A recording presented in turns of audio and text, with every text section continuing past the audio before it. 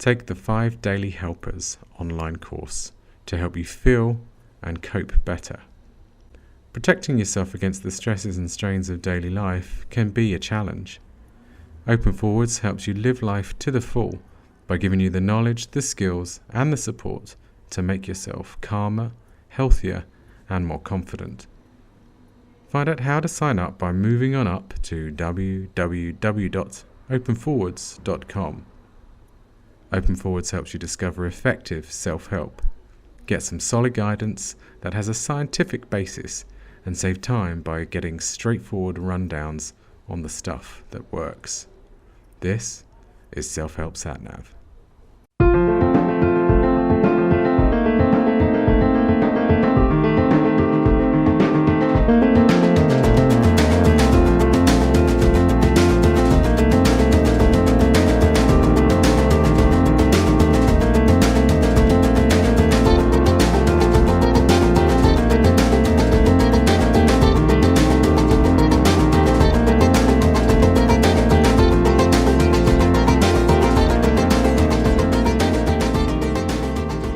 Welcome to another exciting episode of Self-Help SatNav. I'm Jim Lucas, the founder of Open Forwards and your show host. Today I am interviewing Benji Schoendorff. Benji is a trainer working across the world, and he's written several books in both French and English about acceptance and commitment therapy and other third-wave contextual therapies. He's a researcher at the Mental Health Institute in Montreal University, which is in Quebec, Canada. And he also runs a private practice and supervision within an organisation called Contextual Psychology Institute.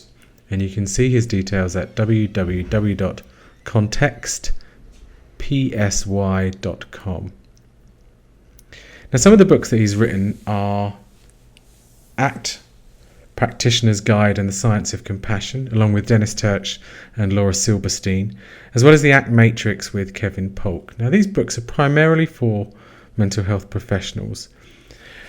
But the reason I want Benji on here today is that he has written a book about something called the ACT Matrix. And the Matrix is both a tool for practitioners to use with their clients, but also for people to use for themselves. I use this for myself and my life. And so I'm taking the show in a slightly new direction here, which is, up until now, I've just focused on books and apps as being useful self-help. But I'm going to break that down a bit more and broaden it out so that we can start to focus on self-help tools. And the Matrix is such a tool. And you might want to get a bit of paper for this episode today because it will help you see how you can use this tool for yourself.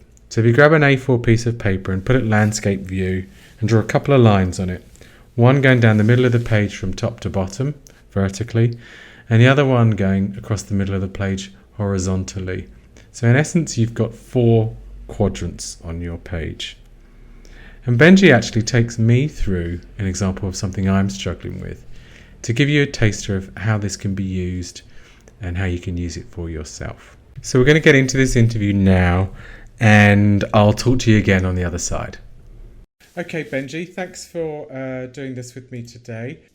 First of all, I was wondering if you could tell me a bit about the ACT Matrix and what it is. So the Matrix is just a really simple, intuitive and direct way to do acceptance and commitment therapy. Kind of to our listeners, is there some simple way of just beginning to explain the tool, what it is and what it can do for people?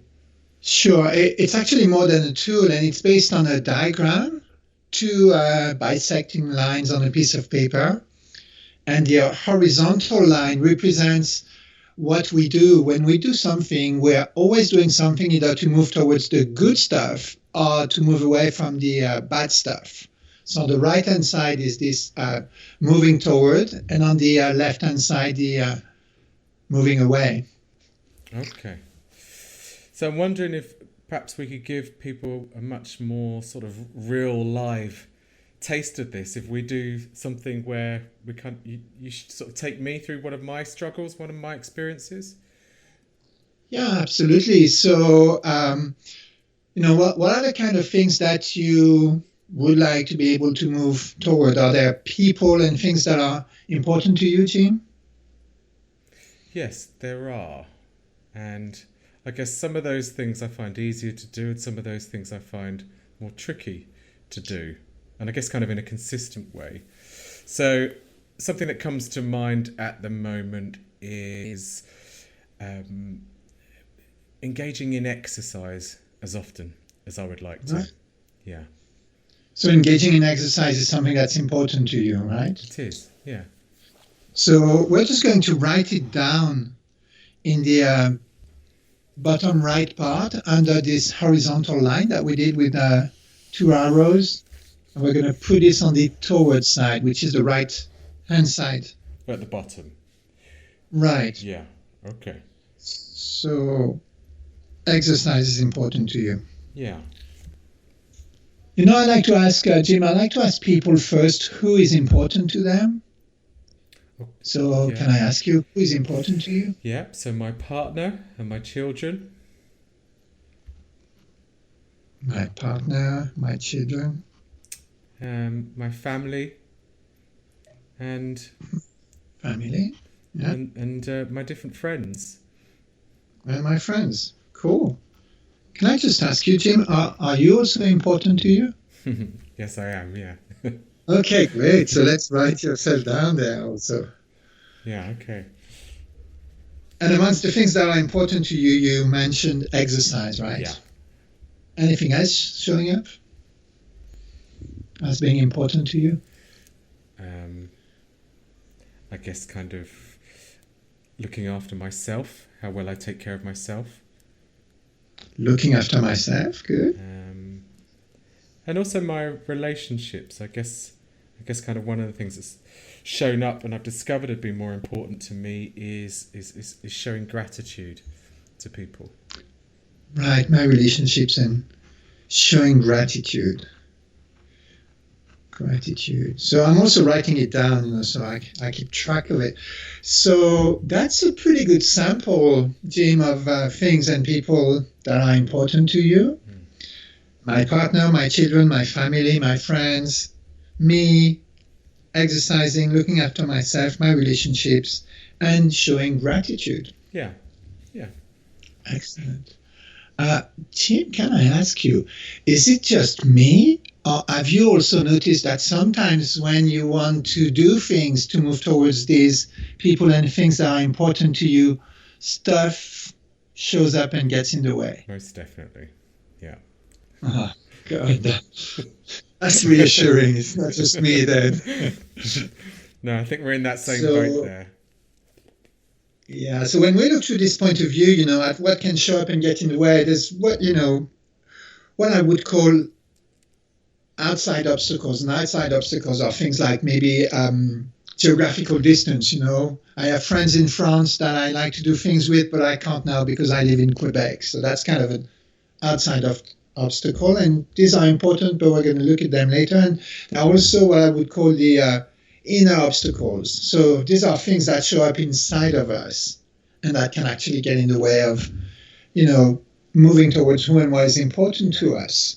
So have you noticed any of these inner obstacles? So they can be thoughts, they can be emotions, they can be memories, maybe even bodily sensations. Well, the first thing that comes to mind in terms of exercise is that I might feel too tired, but certainly the thought I'm too tired shows up. Feeling tired and the thought I'm too tired. So I write this down bottom left now, under the arrow on the left, and when it's a thought, I just put it in inverted commas to remind us it's a thought. So, and also the thought I'm too tired. Yeah. Excellent. And when I think about that, I can have an image of like a physical sensation and kind of on my face, and that is kind of a bit of a headache, kind of dry eyes. So headache, dry eyes can also show up. Cool. Anything else? I guess kind of an urge to just sort of do something really easy. Not yeah. The urge to do something easy. That's also reassuring because I thought that one was only me also. Something easy. Anything else might show up for you? Um,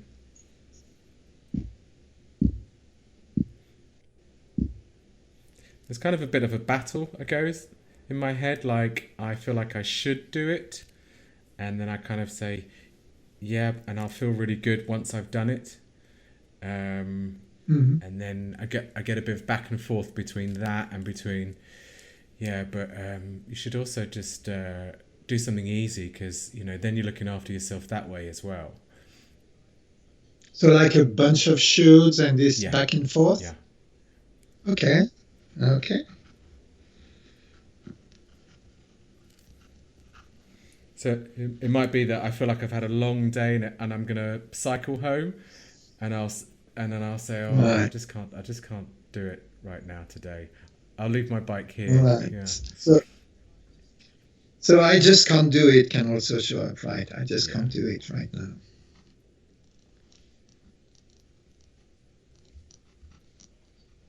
You know what, Jim? That's already a pretty good sample of stuff that you've noticed showing up and getting in the way. Feeling tired, thoughts like I'm too tired, I just can't do it right now, bit of a headache, dry eyes, the urge to do something easy, and a bunch of shoulds and this kind of back and forth going on for a while. Cool. So that's pretty cool. So let me just ask you right now, who chooses who and what is important to you, and who can actually notice all this stuff that shows up and gets in the way? Who can choose and who can notice? Um, well, Who can yeah, choose? I was gonna say Yeah, I can go ahead. choose. Okay, so so I was saying, we write I noticing at the center of this point of view because I can notice and choose who and what is important to me, and I can also notice the inner stuff that shows up and gets in the way. Right. Okay. And now we're going to move to the second part of this point of view, which is the top of the matrix. And at the top of the matrix goes what everybody can see. Imagine you were on some TV reality show. These are the things that people could see you do on screen. Okay. Yeah. So let's start with the away side. So what is it that we can see you do when that stuff shows up and gets in the way? So it's away side is the top left. Right, it's the top left. Okay. So what do I do? So I would I'd get the bus home or the taxi home instead. Right. So get the bus or taxi home. Yeah. Or I would. So I mentioned a bit earlier there'd be a bit of sort of mental wrangling. I'd be kind of trying to justify why it's okay not to do it. Right. What do we see you do when you do that? Probably pacing about. Okay. You might see me kind of doing things in a bit of a sort of sporadic manner, like I'll go over here and start doing that, or I'll go over there and start doing something else. All right. So start doing this or that. This and that. This and that. Yeah. Okay, cool. So when we're talking, so these are what we call the away moves, and I'm noticing you're kind of focused on your exercise thing, but you can just look at them more broadly, maybe. Other things you do when stuff shows up and gets in the way, maybe not directly related to exercising. Yeah. Okay. So there might be things to do with work that are on my mind. So I might be checking things on my phone. Okay, check things on my phone. I know I look at social media a bit too frequently. I thought that was only me. Look at social media. And I know I'll go for that chocolate bar that Oh, I'm trying not to eat. go for the chocolate bar. Well, so that's a pretty cool sample of what we call away moves. Now, we call them away moves because they're things we do to move away from the inner obstacles or sometimes under the control of those inner obstacles. So, amongst the away moves you've noticed, there's getting the bus or taxi home, pacing about, starting this and then this other thing, checking things on my phone, looking at social media, and going for that chocolate bar. Yeah, yeah. Pretty good. Pretty good. And that, there are probably yeah. many other things in there as well that. Right. There's many other, for sure. I also noticed, many other of those away moves. And now to complete this point of view, let me ask you, what is it that we could see you do to move towards what is important to you? And we're going to write those actions, those toward moves on the top right of our matrix point of view. And here again, remember that these would be things that we could see you do. Think again, TV reality show. If I was filmed 24/7, what would I be seen doing? Okay, so I guess kind of if I was at home, you'd see me kind of putting things down and maybe just sitting down more with my children and paying attention to them. So kind of eyes on them.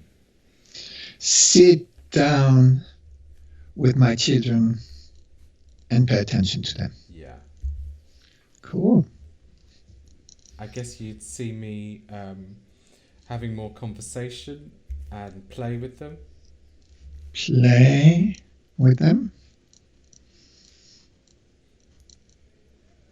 I guess you would see me also planning when I'm going to do my exercise more. So maybe putting pen to paper about when I'm going to do it, like on a calendar or something. Okay, write down when I'm going to exercise. Cool. Anything else? I think planning meals as well. Mm-hmm. So planning what we're going to cook for that evening or the week. Okay, what do we see you do? What would we see you do when you plan meals? Write a shopping list. And communicate with my partner about that I'm going to cook this. Does she like the sound of that tonight? Talk with my partner about future meals. Cool. Excellent. Anything else?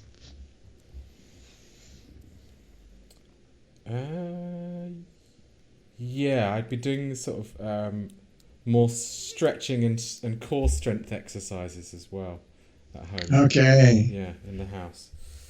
Stretching and core strength exercises. Yeah, because that reminds me of, one thing that pops up in my head that might pull me away might be, I've got a bit of an injury. I should rest that part of my body. Okay. But I know that that's related to not doing. So where would you put that? Where would you put that in your matrix? I would put that in the bottom left, I think. Yeah, you're getting pretty good at this, Jim, already. And yeah, so I could see. Excellent. Yeah.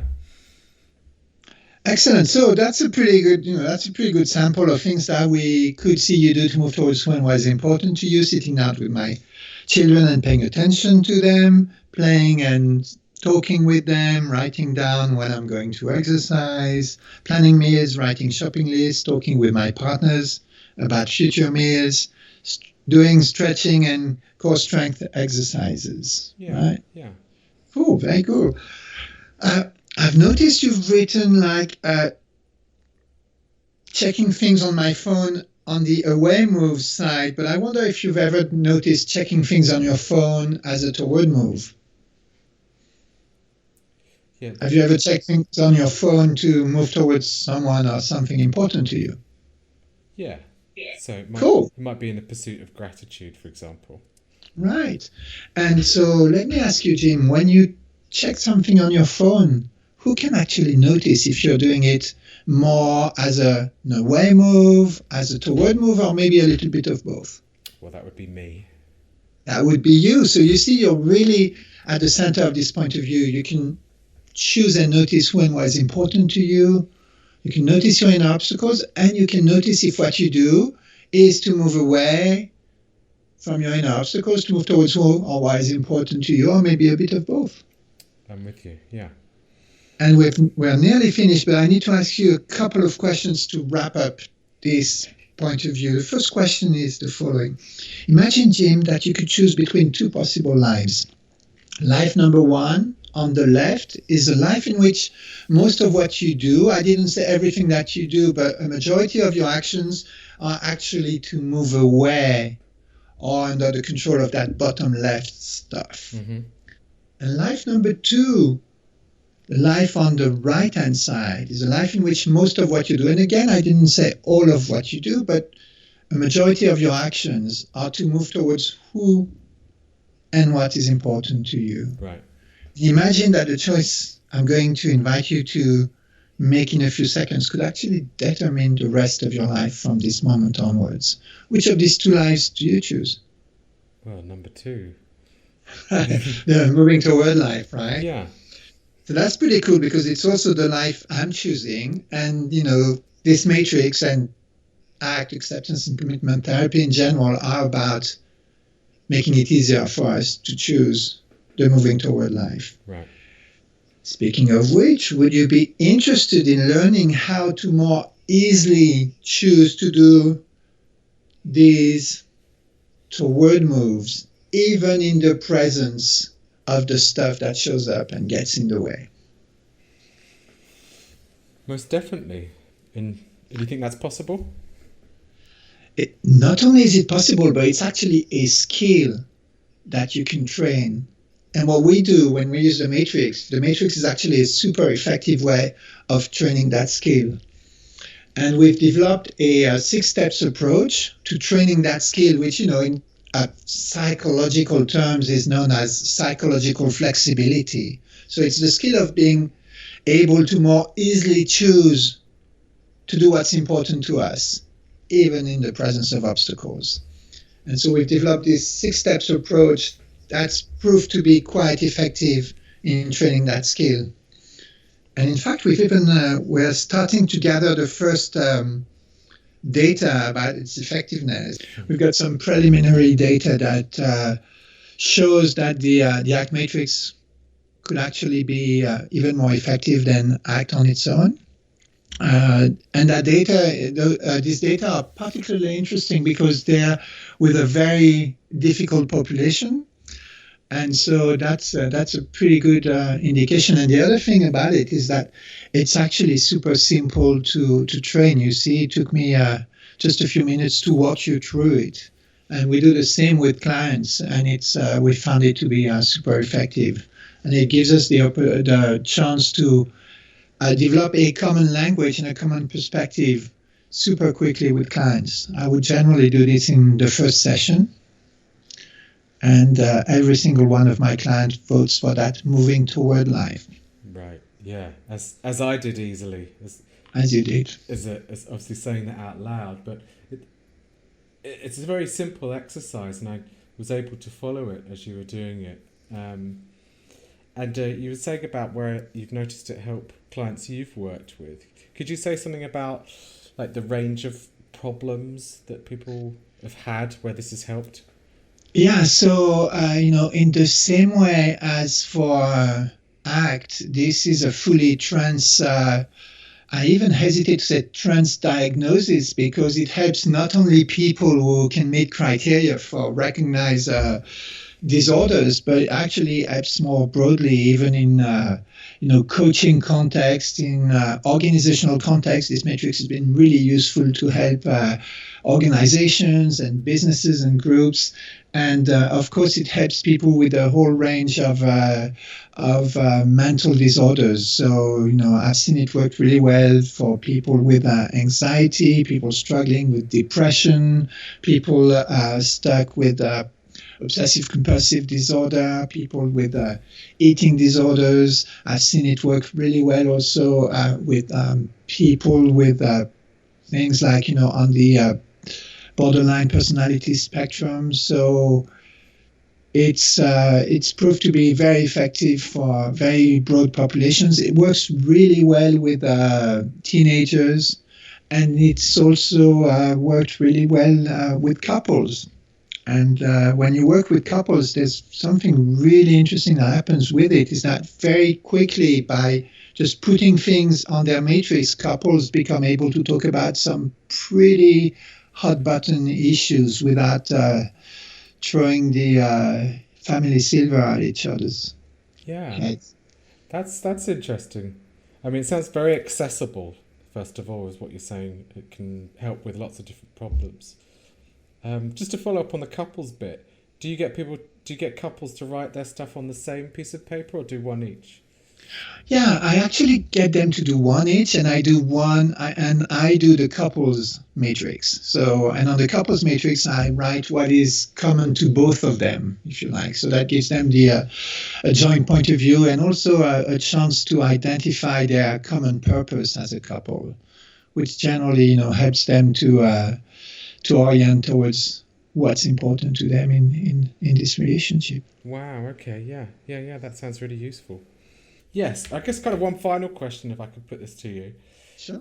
is I appreciated you saying earlier that you noticed these things in yourself when I was talking about how these things kind of showed up for me. Right. And I wondered, is this a tool that you use for you in your life? Oh yeah, absolutely. It is the one main tool I use in my life, and the beauty for me and the value of the ACT model is that it's not a model of abnormal functioning. We are all subject to the very same processes. So we all, we can all of us can look through this point of view and notice when what's important to us, notice what shows up and gets in the way, notice what it is that we do when we get hooked by the stuff that shows up and gets in the way, and also notice what the person we want to be would do, what we could do to move towards when what is important to us. And as we train ourselves to notice that, and I believe it's a lifelong practice, it's not like, solving a problem once and for all. Once we train ourselves to notice that, then that's what makes it easier to choose to do what's important to us, even in the presence of obstacles. And it's totally changed my life. For one thing, it's allowed me to write when I could never write before. Now I'm like on my 6th or 7th book. I even forget that. And most importantly, personally, it's allowed me to start to build and nurture the relationships that are most important to me, with my wife, with my child, and with my friends. Life number 2. Life number 2, indeed. Yeah. Wow. Okay.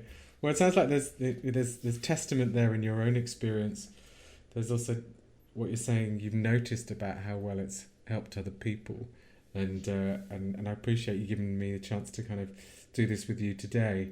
Hopefully, I can start to use this and pay more attention to it over the next couple of weeks and beyond as well.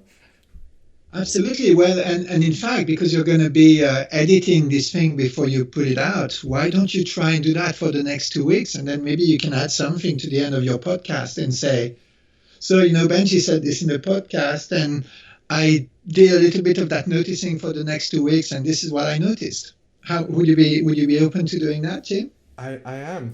Yeah, that's a good invitation. I'll Right. Yeah, because when this comes out as well, give me a chance to have put this into practice by the time people will hear that. Right. Yeah. And if it's helpful to you in any way, feel free to email me every couple of days to tell me what toward and away moves you've noticed. Okay, thank you. I appreciate that. Yeah. Great. That's been such a great exercise to have experienced, and I think the listeners will find that useful as well. And I'll let people know about the 2-day 6 Steps to Flexibility Act Matrix workshop that you're doing over in London next year. I've got the dates here actually. It's the 3rd and 4th of March 2017, and Right. that's been run by Contextual Consulting. So people can go to contextualconsulting.co.uk to book their places. And I want to add one last thing, for people who may be interested in coming to this workshop. There's some good data that shows that ACT protects healthcare professionals from burnout. And we really take this to heart in the 6 Steps model. And one of the main goals of the 6 Steps model, one of the main effects of it on clinicians is to actually allow clinicians to work much less hard and to work much less, which is kind of cool because it leaves them a lot of time and energy to pursue the other people and things that are important to them in life beyond their work. I think that will tap into people's desires in quite a significant way. Yeah, great. That's good to know. Thanks for meeting with me today, Benji. Well, thank you very much for having me, Tim. It's been a blast. Great. I look forward to meeting you next year. Yeah, me too. Take care. Thanks. Bye-bye. Bye. So I just really loved that interview with Benji. Really nice guy, and loved participating in that exercise as well.